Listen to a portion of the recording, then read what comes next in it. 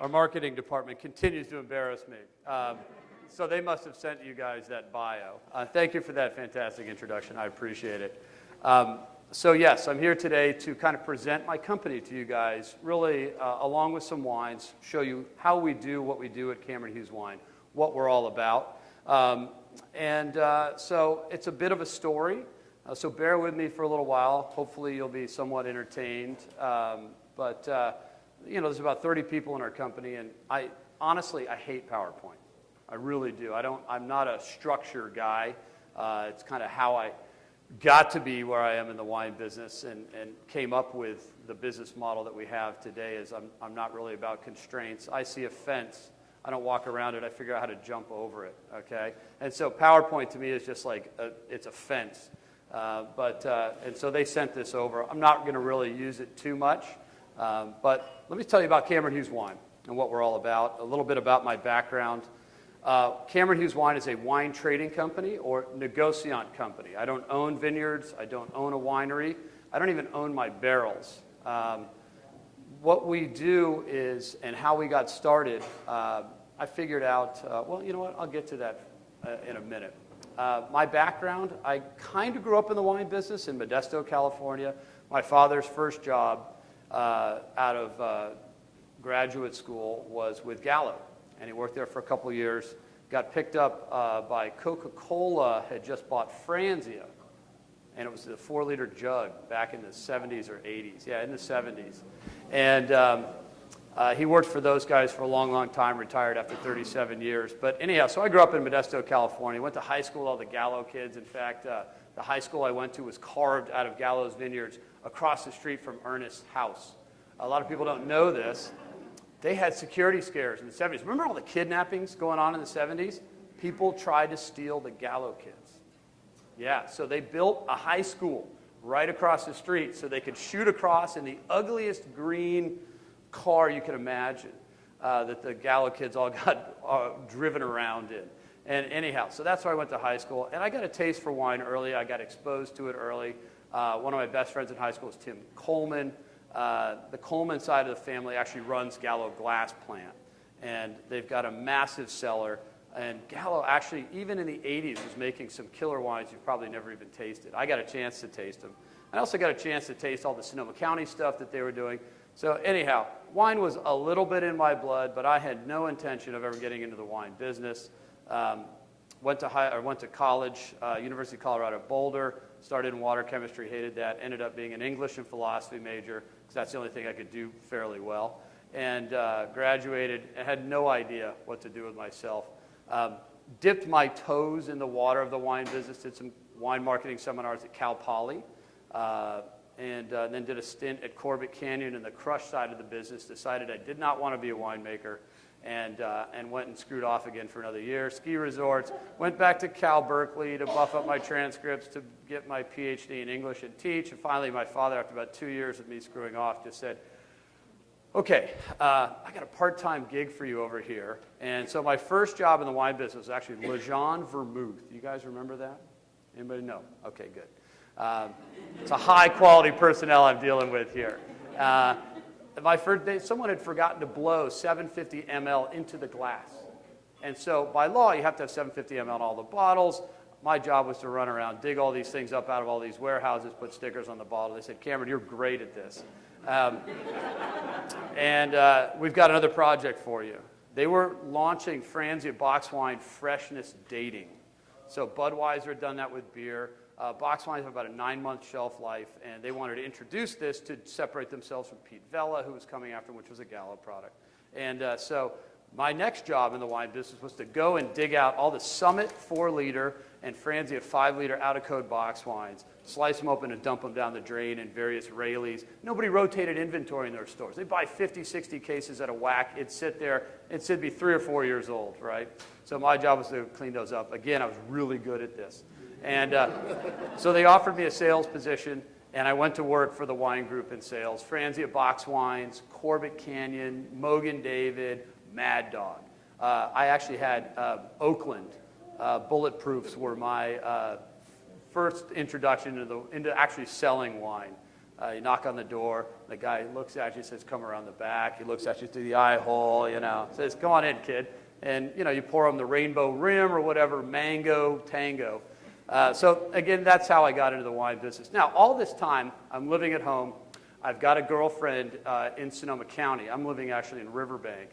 And every weekend I spent with her, I had a 35 to 40% intra-winery discount because I worked at the wine group. Nobody does this anymore, by the way, up in Napa and Sonoma. But back then, it was just kind of everybody in the wine business was very friendly. And I traveled around. I learned a huge amount about wine in about a year because I had disposable income.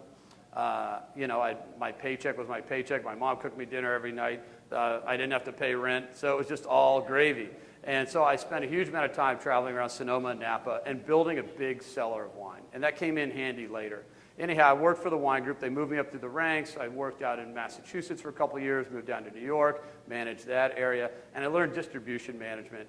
At the same time, had a good enough palate for wine and was interested enough in it that I was always looking, where is that 90, 91, 92-point wine that I can get for a great price? So it's always all about value. The wine group, believe it or not, has always been about value, bang for the buck. It's the only way you can play in the same sandbox as Gallo, right? Is you got to have great product and a leaner, meaner business model. So after about 4 years, I got tired of selling box wines, basically like selling dog food. It's the same kind of commodity style business. I love the wine group, don't get me wrong, they're great guys. But I came back to California with the dot-com reverse gold rush of 1999. First of all, I was living out on Long Island in some biker dude's house that his grandfather owned, and his dad insisted on coming back every weekend. I didn't realize he had a room upstairs, so I couldn't get the hell out of there fast enough. That's a long story. I'll tell you later in the bar, okay? So I packed up my stuff, went back to California, and I actually tried to get into the dot-com business, and I was outsourcing software projects to India, blah, blah, blah, blah, blah, believe it or not. Yeah, doing anything I could. My mom shows me a ad in the San Francisco Chronicle for exceptionalwines.com. And I said, ooh, it's a .com. Went in, hey, can I get some shares, guys? And what do you think? And they looked at me like, kid, we haven't even started yet. So anyhow, I was actually their first employee. And it was a brilliant MIT engineer, Harvard MBA, who got tired of telecom, tired of technology, had tasted an oaked Duckhorn Sauvignon Blanc, which pissed him off so much that he said, I'm going to go import all these little French country wines. He was a self-trained master chef, and he loved these little French country wines, and he wanted to bring them to America. We had great fun for about a year, but he got sick of the business, learned that the wine business, three-tiered distribution was a broken system. He readily and quickly identified it being as brilliant as he was, shut down the company, but not before I learned enough to be dangerous. I learned about the negociant business in France. You could go into a winery, put together a blend, bottle it up, import it, and sell it. In our case, we didn't sell it, so we went out of business. I went back to WineBid, who I had outsourced software projects to India, and actually I'd forgotten one point. While I was working at Exceptional Wines, they had asked me to do the same negociant thing in California, so I investigated, found that you could buy bulk wine and get it in the bottle and launch your own brand, because they felt they needed a California program along with the French wines that they were doing as well. And again, the thing didn't take off, but I had learned enough to be dangerous. So as soon as they basically fired me, I went, called these guys up and said, hey, let's get going. I sold my wine collection on winebid.com.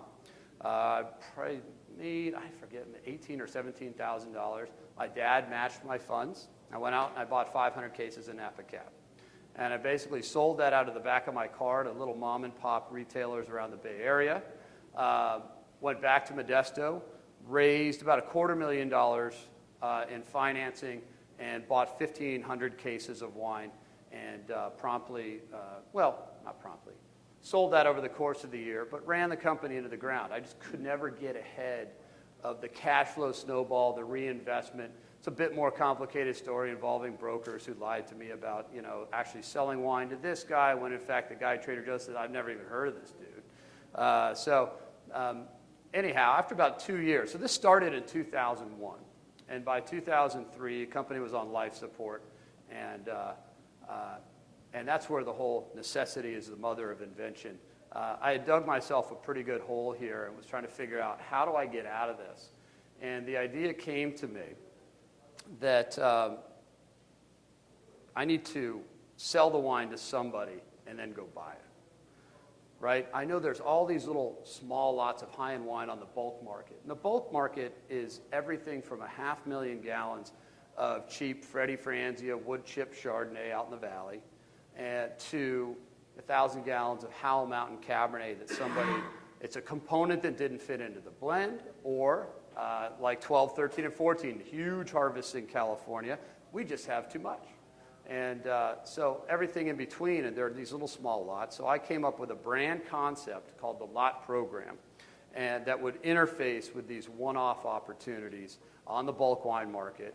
I'd sell them, and they'd disappear. I went to Raley's, I went to Safeway, I went to Costco, trying to get somebody to incubate this program with me. I owed hundreds of thousands of dollars to mostly my dad's buddies, and it's like, I got to dig myself out of this hole. I'd love for my old man to be able to walk around the city with his head held high, right?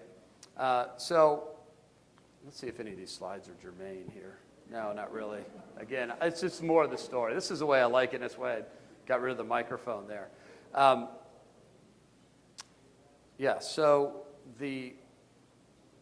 nobody would pick up the phone. I finally got the Costco guy on the horn. I said, listen, you don't know me from Adam, but I guarantee you'll buy the first wine I put in front of you. If you don't, I'll never call you again.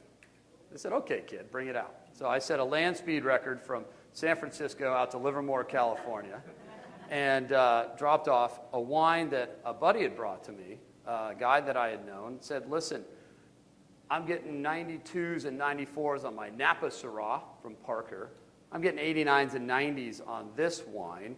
And at $27, Lodi Syrah doesn't compute. The wine's fantastic. I loved it. Big, oaky, rich, redolent, awesome Syrah. And he said, I can't, I'm having a hard time selling this stuff. So I took it out, used that to open up Costco, and I got lucky.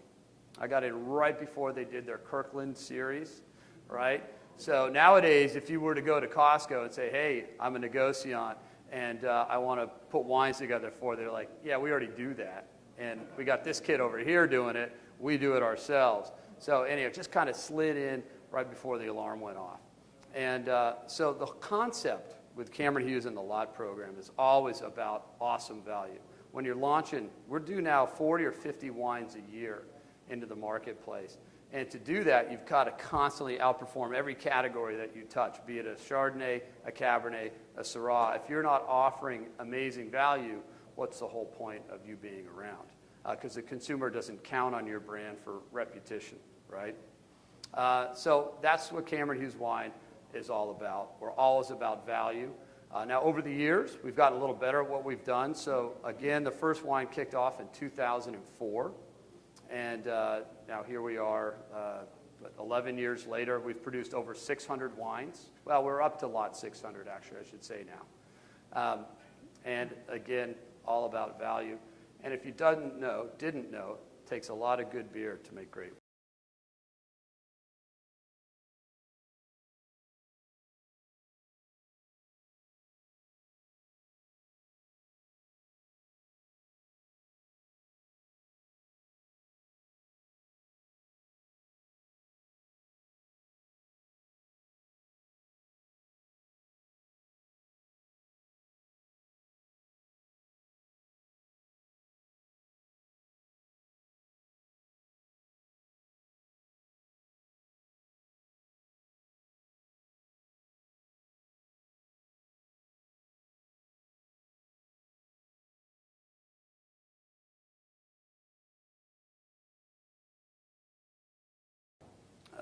It needs a lot of bottle age. So I got stuck with wine that goes into the bottle. It took 9 or 12 months to start to begin to turn that inventory. So we learned early that we needed to control style, direction, and quality.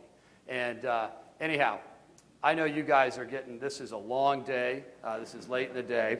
So I see some sleepy heads out there. So I'm going to rush through this and we'll get on to the wines. Because I think each wine tells an individual story. And through that, we'll be better able to relate how we do what we do here. But we do quite a few cases, but who cares about that, right? These are a few of the brands that we've developed over the years. This is the Lot collection here. The Cam collection we built for the grocery channel because they need consistent distribution, in and outs. Having a wine run out on them is not something that they like to do. Zin Your Face is a fun brand. Somebody brought us a label, said we can do Zin all day long. We did that. And then Green Lip we do out of New Zealand. I don't know how much longer I'm going to do that. Nobody locks arms on pricing better than New Zealand grape growers. And so it's hard to get good deals down there unless you actually own the dirt. So Green Lip, I don't know how long that's going to be around. We get lots of press, blah, blah, blah. This I'm actually particularly proud of, and I think you'll see it in the Cabernets that we taste today. We're going to do the 2013s. So the Wine Spectator just sent out their famous, Cabernet wrap-up for the 2012 cabs. They've tasted about 400 or 500 2012 cabs. Of those 90-plus point scoring Cabernets, the average price is $155 a bottle. I had 3 Cabernets in that 90-plus category, all selling for an average of $30 a bottle, okay? Now, we also had 5 out of the top 15 scoring Napa Cabernets under $35. So we're all about value, if you haven't figured that out yet. Now let's taste some wine here. Okay, let's get into this. This is Arroyo Seco Chardonnay. We made this from Forest Canyon Vineyard in Arroyo Seco. So our model, this is a unique one that we do. We actually take a grower we like, partner them with a custom crush facility. Those guys write a grape contract. I write a contract with the custom crush facility to produce the wine. I bring in the barrels that I lease from GE Capital. We deploy those in various partnerships around the state, and we all make wine together in this kind of triangular contract. We write the vineyard protocols. We write the fermentation protocols. They do the execution. Yeah, and you can kind of distribute out the work this way. So we stay lean and mean as a company, continue to offer awesome value. This wine is all about big, it's oaky, buttery, crowd pleaser. It's a year in, year out favorite for us, and always a big seller.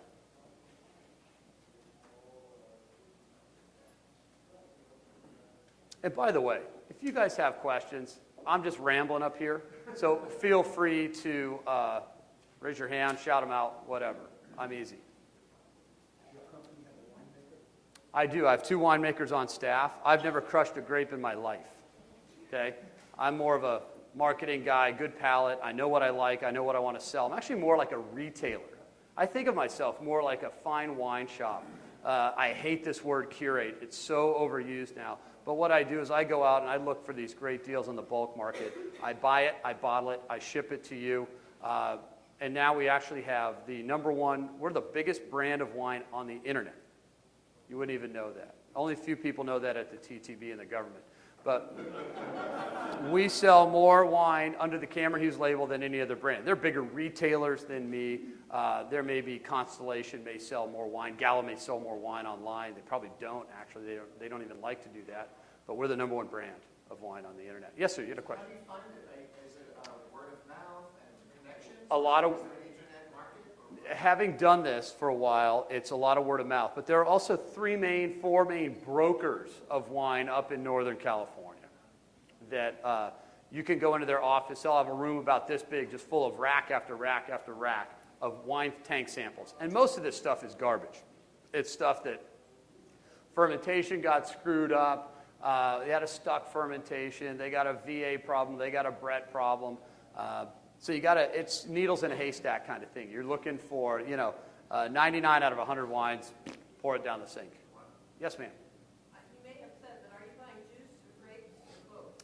Everything. You imagine a deal to get wine in the bottle, I will do it. And so we'll do that triangular contract thing I was talking about earlier.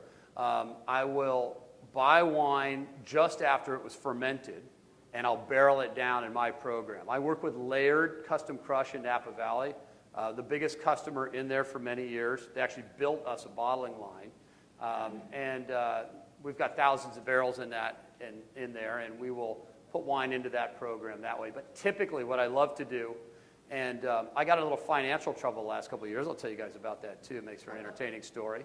But we'll put wine in barrel and age it that way. But we prefer to buy wine, bottle it, ship it. And what I'm talking about here is, we started in 2004, and just a stratospheric growth. We were just like a rocket, okay? We were stomping on it. And we saw 10 and 11 coming, or we saw 10 come up short. We saw the frost and the rain during fruit set in 11. We knew we had a real problem with supply. So I'm growing, because I'm growing outside of Costco. I'm growing. My internet business is blown up. The Wall Street Journal just wrote a piece on us, and we did $2 million in a week online. Yeah, it was crazy. So we're a rocket shooting off. And we go up, we get all this new financing, we lease all these barrels, and we deploy them in all these relationships. And all of a sudden, my sales dropped. I went from $14 million of sales to Costco down to sub 10 because I had no wine to sell them in 2012. And all that gross margin that I used to fuel the growth outside disappeared. So we popped a covenant with the bank, and they've had their foot on my neck for many years. Finally pulled out of that tailspin and righted the company. But it took 3 very painful years of losses, etc. So we're getting back to our old model: buy it, bottle it, ship it. Right? I'm happy buying fruit from high-end Napa vineyards, and we'll taste those today. But I don't want to get too caught up in producing wine from Lodi and then sitting on I had 160,000 gallons I crushed 5,000 tons of fruit in 2012. It's 800,000 gallons of wine, about 400,000 cases. So we were tied down for a while financially, and it allowed us to not be as opportunistic as we like to be. Yes, ma'am. So are you consistent in your sourcing, or like? Yeah, for some of these cabs, the Cameron Hughes lot program is all over the place. It ebbs and flows. We always have a great assortment of Napa cabs, but around that, we do the Arroyo Seco year in, year out, but around that, it's very varying. It's all about where are the opportunities. Right now, there's huge opportunities for Pinot Noir, Chardonnay. Cabernet is still pretty tight up on the North Coast. We got to go out and find it and pay a good price for it. Yes, ma'am. So to be clear, so once lot 476 is done, that's it. It'll never be used again, and you move on to That's right. 649. Yes, that's right. And we've created a problem for ourselves, a tiger by the tail, proverbially, because what are you going to do? What am I going to do when I hit 1,000? I didn't know what I was going to do when I hit 100, but it came so fast. We just kept on climbing up and up and up. So if anyone has suggestions, I'll be at the dinner tonight. Please pop by and tell me what I should do, because I don't know. Yeah, well, we'll figure it out. Is that who put Rombauer up there? Anyhow. This is 2014. Yes, sorry. 2014. Arroyo Seco Chardonnay, 60% New American Oak. Question over there. Just to make sure that you don't kind of get into that bind again, do you have a target percentage of, I'm trying to do 80% fall? It should be about 70-30, right? And we flopped hugely in probably the other direction. So it should be, we went into 70-80% production and 20% opportunity. And, we were growing like crazy, but we just had a headwind. We had an under-financed business model as well. I bootstrapped this thing from the get-go. I own the whole company, and there's no venture capital into it. We were undercapitalized to take on that strategy, and looking back at it now, we learned a lot, and we're pivoting and kind of unwinding all of these inventory positions that we've taken, and we finally have actually this summer finished it and got rid of all that excess inventory that we had that was unprofitable. What is your website to tell us about you, your company? All that gobbledygook that she was telling you earlier. I'm accessible and direct and honest. Anything for us, or is this just for business stuff? Oh, no. You go to chwine.com. The whole point today was just to tell you a little bit about the business model and then walk you guys through the wines. But if you go to the website, there's 50 different wines on there that you can explore and check out. We got videos and all that good stuff. But I don't have that here today. Yes, sir.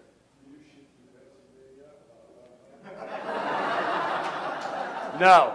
In fact, I'll tell you guys a little bit about this later on. This is my greatest sourcing coup ever. It's a 6-bottle vertical of Napa Cabernet. And I got a sob story from somebody in Pennsylvania last night that I couldn't ship it. There's Robert right there. And he was in tears, so I had to sell it to him. He's going to walk out with it tonight. So unfortunately, I don't have any, and I don't ship to Pennsylvania. At being a large shipper, we're obviously on the radar screen, so we've got to be pretty careful about that. But yeah, let's keep walking through the wines here too, guys, if you want to move on. Yes, sir. Regarding the Chardonnay, do you have a target taste, what you want to create? There is no house style at Cameron Hughes Wine. So what we do, we've got an email list, and we send out email releases on a lot of different wines, and we really try accurately to communicate what I'll do Chablis, right? Very lean, tart, acidic Chablis. I've sold wine, Sauvignon Le Bon Premier Cru. So I've sold a lot of different wines. I source around the globe, primarily California as I kind of fix my ship, right? And then the Euros only come around to where it makes sense to start buying over there again. So I sell everything. I've done unwooded, unoaked Chardonnays out of Monterey County, Napa Valley. I've done Chardonnay out of Coombsville. We've done a lot. So there's no house style, right? But with the Arroyo Seco, that's very predictable year in, year out. Our customer base knows what we're doing there. Let's move on to the next wine. This is Lot 481. Let's see if that's even on here. Yeehaw. So one of my favorite things. So I talk about cash flow and buy it, bottle it, ship it. This is even better. All I do is buy it, label it, and ship it. This is a Russian River Valley Pinot Noir 2012 vintage from a very nice high-end producer, $50, $60 a bottle. He sold me 4 different lots, a couple hundred cases each, of Russian River Pinot. We sold this for $24, and I'm pretty sure he wouldn't tell me anything about how the wines were made.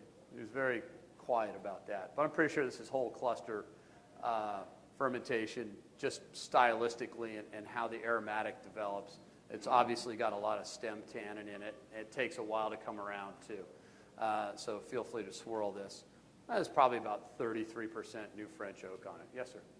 How do you come out with advice?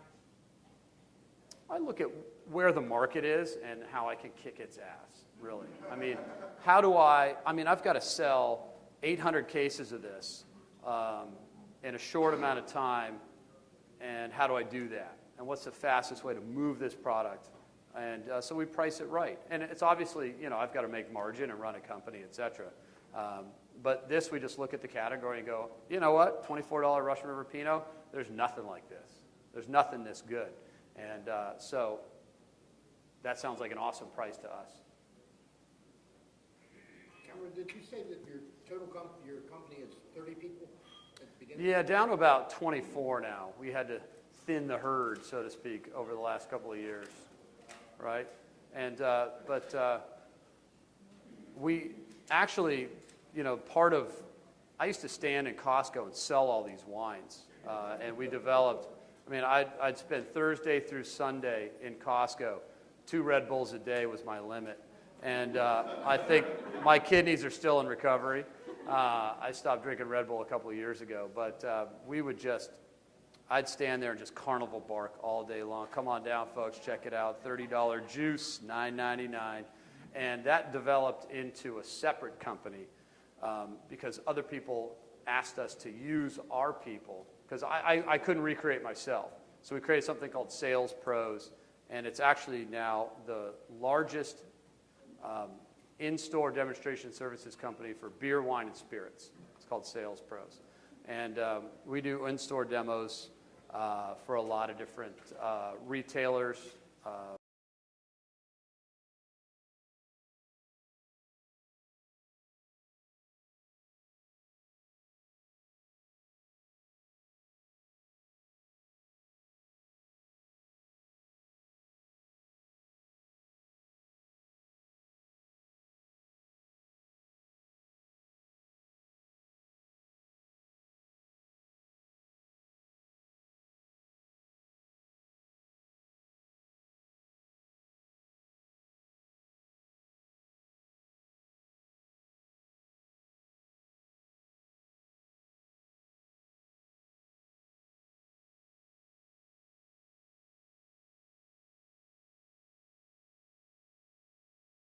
You know, I've never been to this event before, and I noticed with all the other speakers, there was much more structure to these tastings.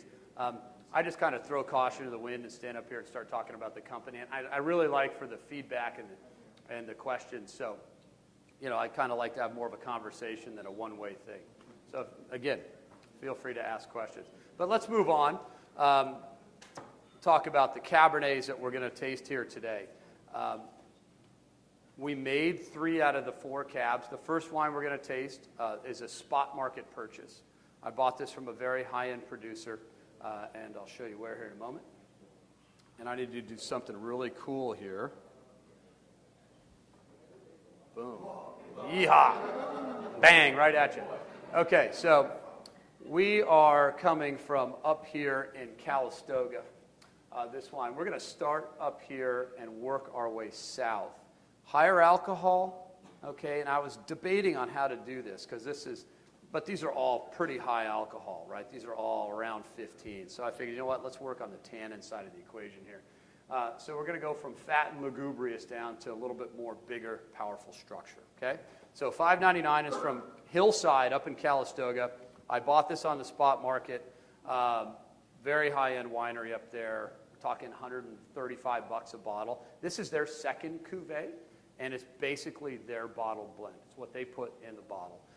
We've got 3 big harvests in a row, 12, 13, and 14, so there's plenty of wine out there. You just got to pay a good price because Napa Cabernet is selling like crazy. I think there's a bubble, and I'm going to be experiencing, I hope, a lot of opportunities this spring to buy 14 Cabernet because I think I just can't imagine you can move all this wine. In fact, the numbers, there's about a 500,000 case discrepancy in what's selling and what's, you know, if you look behind the scenes, you know that there's excess inventory building back there. Everyone is loath to part with it because they paid so dearly for their fruit. Grape prices have shot through the roof in the North Coast in general for Pinot, Cabernet, all of it. It's insane. I don't get it. And when I don't get it, that means there's an issue. I'm pretty certain. Yes, sir. You'll buy and you blend? Yeah, so this Calistoga cab, so this is lot 599. Let's move on here. Oops, uh-oh. So much for I hate PowerPoint, I told you this. There we go. Oops, hold on. There we go. So this is our typical marketing, right? You know, we entice you with the other side of the value equation. When I sell wine to you direct on the internet, I can cut out a whole host of middlemen, right? And I can give you an awesome price. And when you buy wine in bulk, you tend to buy it below the cost of production. You just do. And in certain years, sorry? I said when you buy wine in bulk, you tend to buy it below the cost of production. So this wine's priced, this is $29, this Cabernet. And this is 13 Calistoga area Cabernet. We did blend in, so I bought the wine. We brought it in-house. There's a little bit of componentry from our other Cabernet programs down. So that's why it's not Calistoga AVA, right? So it's like 135-ish. Yeah, that's kind of where the other producer sells it for. I sell it for $29. I'm not kidding. Wine does not cost a lot to make. It costs a lot to sell it. And everybody in Napa is just over the moon with 12 and 13, and they're very brazenly taking up prices. There was a shortage coming off of 10 and 11, and they're using that to lever up their prices. And instead of putting too much wine into the marketplace or trying to oversell, they will sell wine to me to fix their inventory and to make sure that they don't get caught out. You know what the fastest growing thing in Napa Valley is? Warehouse space. They are putting in warehouses like you wouldn't believe in American Canyon. And you walk through those and you will see vintage after vintage. So I know that there's a lot of inventory building up in Napa Valley. It's all about, you guys are probably on high-end wine mailing lists, right? You know how they lever you and say, if you don't buy your allocation, we're going to give it to the next guy, right? So there's a lot of high-pressure sales that come along with it, and I hate that. I hate that. With my program, you buy it or you don't buy it. Real simple. Kentucky? Yeah, I do. Go to chwine.com. Check us out there. I can ship to 42 states. Yeah, I ship to Kentucky, I'm pretty sure. Okay. Oh, alcohol in these is like 15.2, 15.3. I think the bottle says 15.2. How long would you age this is the question. This wine doesn't quite have the structure of what we'll see in the rest, but 10 to 15 years, this wine would go. And I think, Napa Cabernets settle in really nicely with about a year in the bottle. They open up, they get pretty complex. So you can drink them when they're young, for sure. Question. That's what your winemakers are for the blending? You have a wine panel, a group of people who do the tasting? You're the one that does the tasting? You're the one that judges? We go back and forth constantly, and yeah, but at the end of the day, the buck stops here. Yep. Necessity is the mother of invention. I've been desperate many times in my life to pull this thing out, and the last couple of years have been really fun, staring down a bank and a workout group. It's toughened me up. You have a group that buys the bottle? Yeah. Well, listen, here's the deal. I am my own poison pill. The minute I walk out the door, my whole loan structure is based on collateral of my inventory, right? The minute I walk out the door, that inventory just dropped about 80% in value. So I've always had this kind of slide the keys across the desk threat, and our bank has stuck in there where they normally would have just liquidated the assets long ago. Yeah, haven't had a choice. So we realize that, and I've had probably everybody in the wine business look up my skirt and figure out what they want to buy me for, etc. But we've turned down all the offers because it's just been like, hey, come work for us and we'll give you some shadow stock. And I'm just like, I'd rather go start something else. So we've just been able to hang in there with what we're doing. Yeah, cool. You buy the bottles? You buy the labels? Yeah. Oh, yeah. You buy the corks? Yep. Do you use any caps, screw caps? No. But you guys don't want to get me started on closures. That's a whole nother class. But I'll tell you about it in a little bit. Let's do this next wine here. This is going to be Meteor Vineyard. Hey, wrong direction. There we go. I'm moving backwards on the slides here. So, you guys heard of Coombsville yet? Yep. It's relatively new. It's been a wine growing region for decades, but it's located. Let's go back to that slide.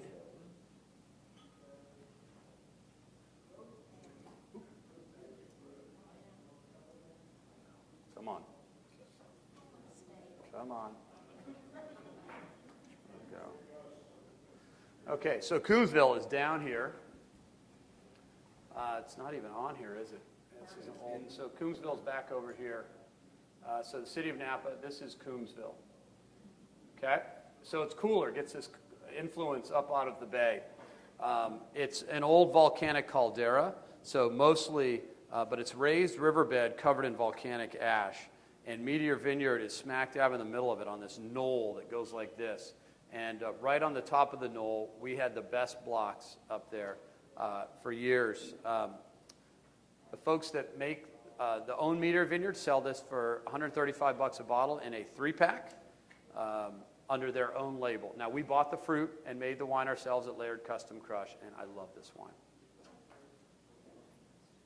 This is $32.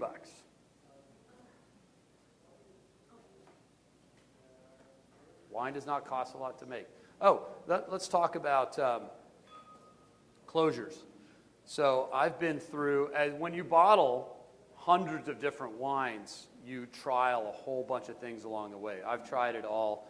Regular cork, 1+1s, which is the agglomerate in the middle with a cork disc on either end, but those tend to get TCA contamination. And so we moved into, with the Diam, a Diam supercritical cork. You've seen those, they're just chewed up cork.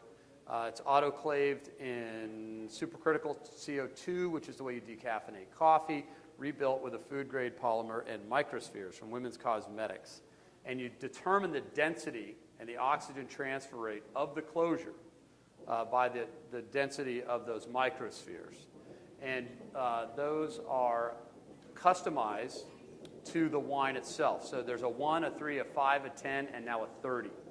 And the 1 has a high oxygen transfer rate. So we use those. But recently, are any of the corks still here? Let me grab one of those. You guys ever heard of a Noma cork? Noma cork. Have you seen the plastic corks maybe in some KJ Chardonnay, or is that beneath y'all? Yeah, right. Yeah, you guys can pass these around. This is a Noma cork, and this is a Diam. This is the latest technology in closures. And the Noma cork is it's a bio cork made out of sugarcane plant. And again, you have the same technology of oxygen transfer rate. You can control and customize the closure. I love them for red wines. They work great. We've trialed them over the past couple of years. They're amazing. They're 1/4 the cost of a high-end cork, which is about 60 to 80 cents. I pay about 12 cents for those, and they work just as good, if not better. You have more consistency. The wines come around beautifully in the bottle, and they age perfectly well. And they hold. They don't leak. It's an amazing closure. The only thing keeping high-end Napa producers, in my mind, from going away from high-end cork is pure marketing. It's all marketing. Screw caps are not the next wave. It's not coming. Even the Australians have figured that out. Screw caps are not the be-all, end-all. You've got to nail your bottling sulfurs, and if you don't, you get reduction. There's a lot of problems with screw caps. But they work great for lighter whites, early drinking whites, and ageable things as well. But you have a very different aging profile under screw cap. Yeah, sugar cane, and then that's the bio cork. We're just getting into bio cork. So the other ones, I forget. It's probably a petroleum-based product, but it's a dinosaur blood. Made out of dinosaur blood, right? So do you guys like the Meteor? So the Meteor Vineyard, this is about 45% new French oak.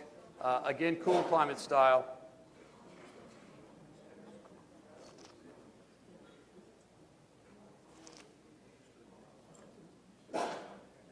What I love about this wine, it's got all the ripeness you want. It's got fantastic structure. It's just a baby. This is 2013. Finally settled in. It's through bottle shock now. It's got 3 months in the bottle. Got some great length there, great persistence. You guys ready to move on to the next wine? Any questions about the Meteor Vineyard Cabernet? Okay.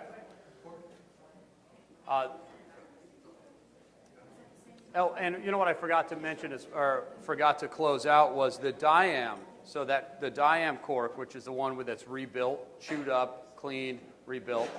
I use those for Chardonnay because I like them better. I don't know what it is, but the cork actually, I think it influences. Cork imparts flavor to wine, and it works better on Chardonnay. I find that it knocks down aromatics versus the Noma cork. So we only use it on the whites, and we love the effect on Chardonnay. But everything else, Riesling, Sauvignon Blanc, goes under screw cap. So we bottle under a variety of different closures depending on the wine. Okay, so next up for wine is going to be 597. This is Stagecoach Vineyard M Block. Paul Hobbs actually makes the same block of Cabernet at the same facility as us, Laird Custom Crush alongside Scarecrow, etc. And they charge, I think, frontline $175 a bottle for M Block. Stagecoach Vineyard. Oh, but who makes an M Block Cabernet? Paul Hobbs, or he has in the past. M Block. So Stagecoach goes from here, okay, in Atlas Peak, all the way along this bench. This is a high plateau, about 14 to 1,800 feet, and to here. This is Pritchard Hill, okay? It's not an AVA because who owns it? Chapelet owns the name Pritchard Hill, and they don't want, it's not been released.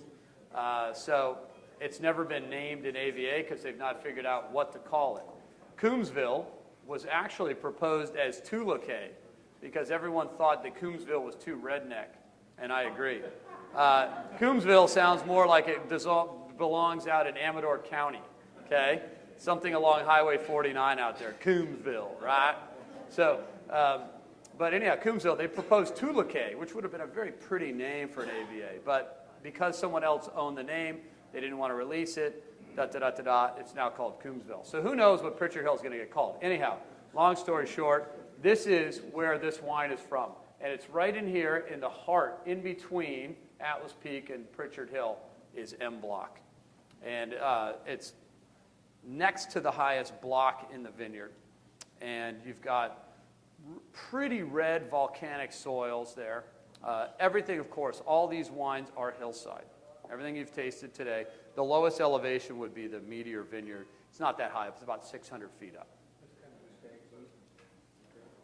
Yeah, so Stag's Leap is here, okay? Oakville here, Rutherford here, St. Helena, and then we are up here. So really just up in the hills above Oakville. Now here and here, you've got the best dirt in Napa Valley, pretty much. I mean, pound for pound and dollar per dollar, right? The most expensive wines come from the east and west soils of Oakville. And that all, so Stagecoach drained down into Oakville, right? It's about 1,600 feet up out of Oakville. So that's where Stagecoach Vineyard is. Everybody, it's 800 acres of planted fruit. There's 140 blocks up there, 300 clones. It's insane. But it's incredible. Everybody sources out of there, but very few people make vineyard designates out of it. I don't think Jan would want me to put Stagecoach on the label. He doesn't care if I put it on the internet, but on the label, you have to pay for the privilege of putting the vineyard on. It's like $15 a case. Homie, don't play that. So. Sorry? That one's $32. Again, Stagecoach M Block. 2013. All the Cabernets are 2013. And I have I'll show you where sorry? Did you blend this one at all? It's got, no. It's all Stagecoach fruit. So Petit Verdot, Merlot, Malbec out of Stagecoach. It seems to me that your knowledge of the area kind of helps you to buy the wines that you want. Yeah, we want wines that reflect where they come from. Terroir is BS, as Paul said up here. If all you have to do is work in a winery for 1 year, and you know that wherever Mr. Winemaker throws his temperature on his fermentation, okay, if he turns the jacket on the tank, he's affecting the terroir. So it really is, what do they say, ground, grapes, and guys, right? And gals, okay, so the 3 Gs. I was very happy to see someone of authority say that. Anyhow, yeah, you know, when I buy Howell Mountain Cabernet, it tastes like Howell Mountain Cabernet, right? You pretty much know when you go into that building that has all those wines in it, where you want to go. Yeah, what we're looking for. Vineyards that you want to head for first, second, or third. That's right. That's right. But you also look for, you look for the opportunity buys. You know, I still sell a lot of wine to Costco, and those guys want 4,000 or 5,000 case lots of great North Coast red wine, whatever it is, that I'll sell to them for $7.99, $8.99 a bottle. And so I'm always looking for those opportunity wines that are overbuilt. Somebody's got too much of and just said, hey, I'm going to cut bait on 5,000 gallons of this stuff, and do you want it? Yeah. Yeah, everything goes under Cameron Hughes. Yep, I don't do Kirkland label, no. And that's how I survive, because Kirkland label is all from wineries. Basically what Costco figured out, Costco doesn't like wholesalers. I shouldn't speak for them, but they don't think wholesalers bring any value to what they do. And in that particular case, they don't. They don't need wholesalers. Wholesalers bring a lot of value to restaurants, fine wine shops, but for Costco knows what they want. They want to buy it as direct as possible. So what they'll do is they'll go to a Sonoma County winery that has excess capacity, maybe Francis Coppola, somebody like that, and they will make a Sonoma County Chardonnay, ship it as direct as possible through a clearing network of distributors. So it's distributors, because you have to sell through 3-tier system outside California, okay? So they'll bang off the dock in truckload quantities. Distributor takes 7-8%, for the clearing, and it's done. And but they want consistent supply for the Kirkland label, right? I got lucky in that I'm the guy that does the in and outs, the one-time buys. Kirkland had a lot program. It went 1, 2, 3, 4, and then it stopped.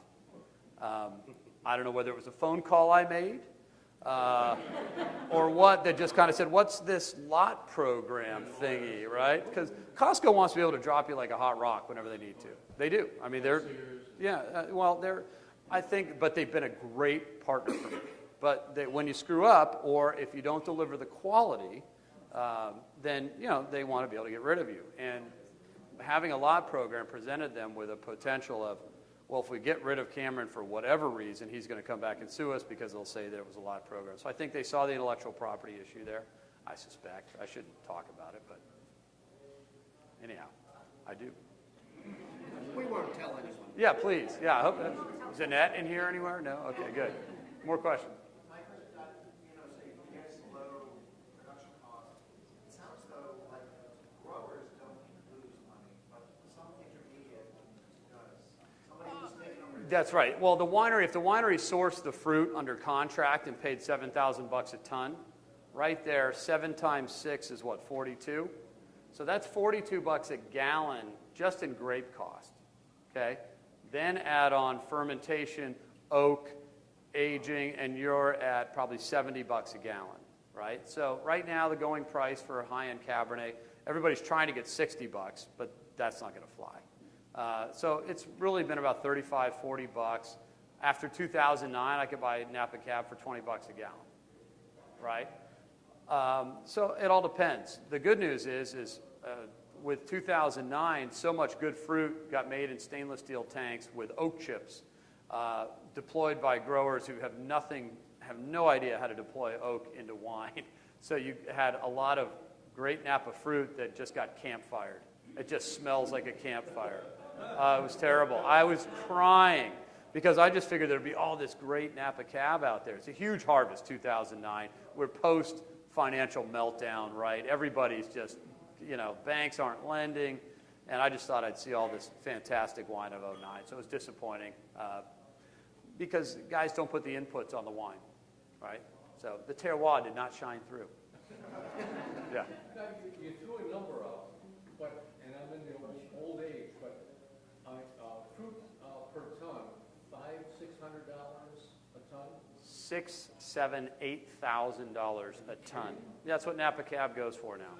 The average price is now $5,600 a ton, and that includes all the benchland crap with wet feet down in the middle of the valley. Yeah, it's crazy. I'm telling you, it's crazy. I don't think it's sustainable. I just don't. $155 a bottle for Napa Cab with a 90-plus point score and a Spectator. Forget it. I'm done. I'm out. I'm going to chwine.com.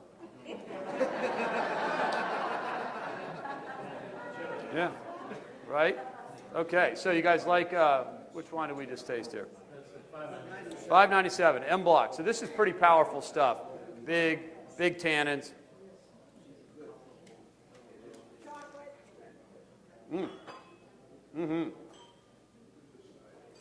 Chocolate and mocha. That's what Stagecoach always brings me. It's much blacker fruit, much earthier, more graphite. Okay, 10 minutes we got left? Perfect. All right. I don't know the exact blend off the top of my head, but these are all about 90% Cab. They all have a little Petit Verdot, a little Malbec, a little Merlot, typically.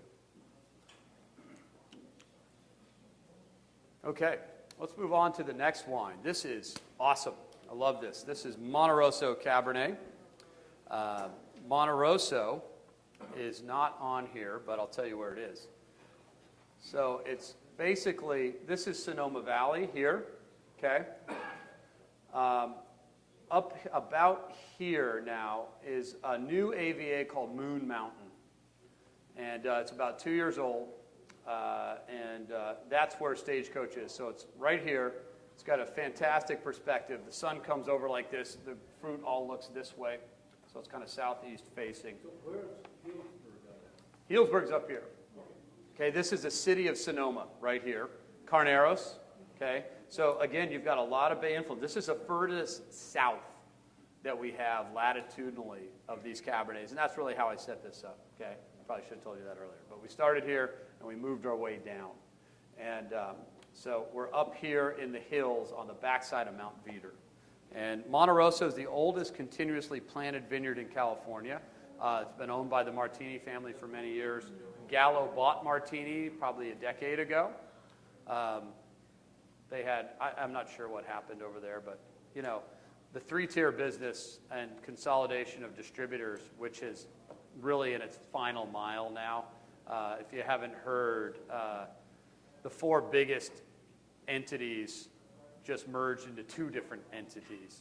So you now have about 80%, 85% of all the wine sold now funneled through probably 3 or 4 different enterprises in the U.S.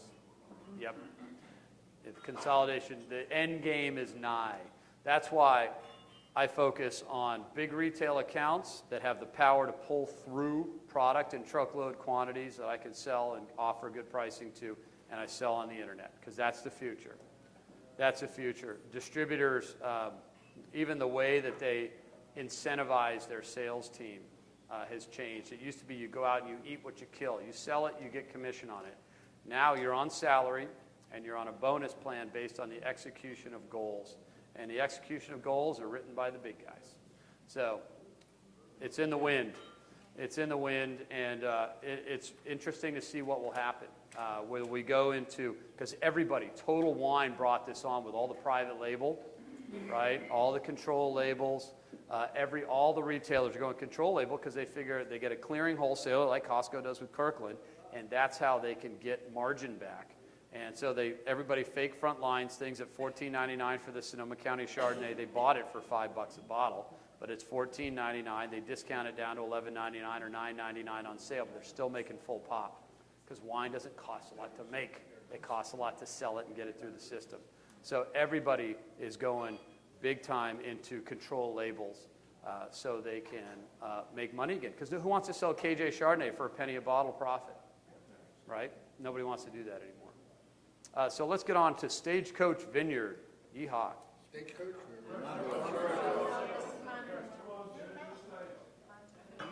What's that? Yeah, the last one. Oh, did I say Stagecoach? Monte Rosso. Thank you. Panic. He was drinking porter. Monte Rosso. This is lot 596. Sorry? Do you sell to Sam's Market and I used to, but I haven't sold much. Here we go, Monte Rosso.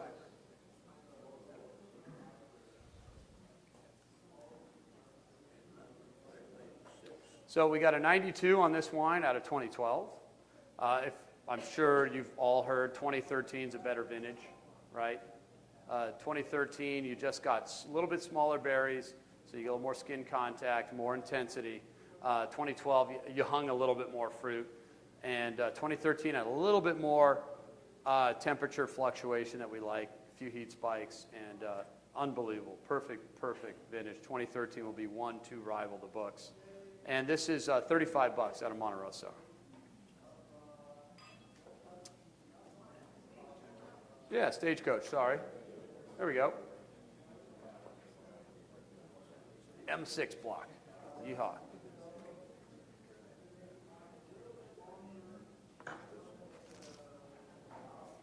All right, well, we need to wrap it up here pretty soon, folks. So, chwine.com. Kentucky, we do ship. How about Maryland? Maryland, yeah. Yep. Ohio. I love Ohio. Come on.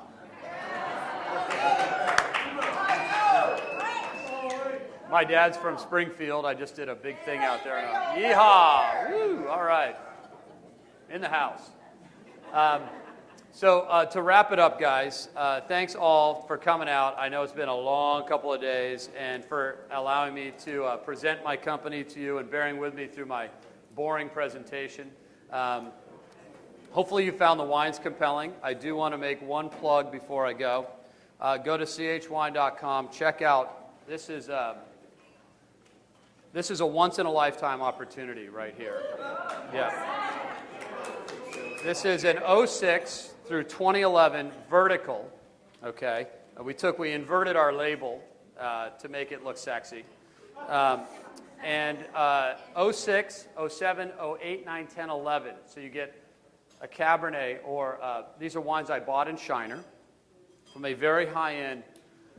It's hard to describe. The wines are made in conjunction with Michel Rolland, okay, the world's foremost wine consultant, and a very, very high-end winery or wineries in Napa Valley. The dirt is Oakville, St. Helena, Rutherford primarily Oakville and St. Helena, and then Rutherford, and occasionally a dash of Yountville. It's all estate vineyards, the most meticulously maintained Swiss watch-style winemaking ever.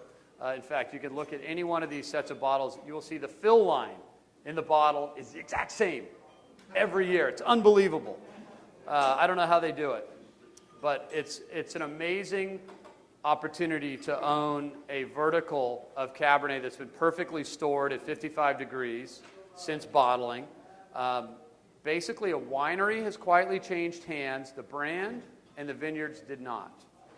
These shiners came along with the facility, part of a very exclusive club with a 6-figure entrance fee. Okay?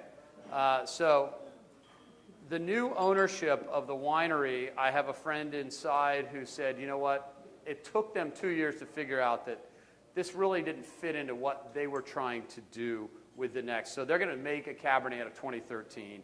Stylistically, it's really not the same as these. So I ended up getting my hands on them for a great price.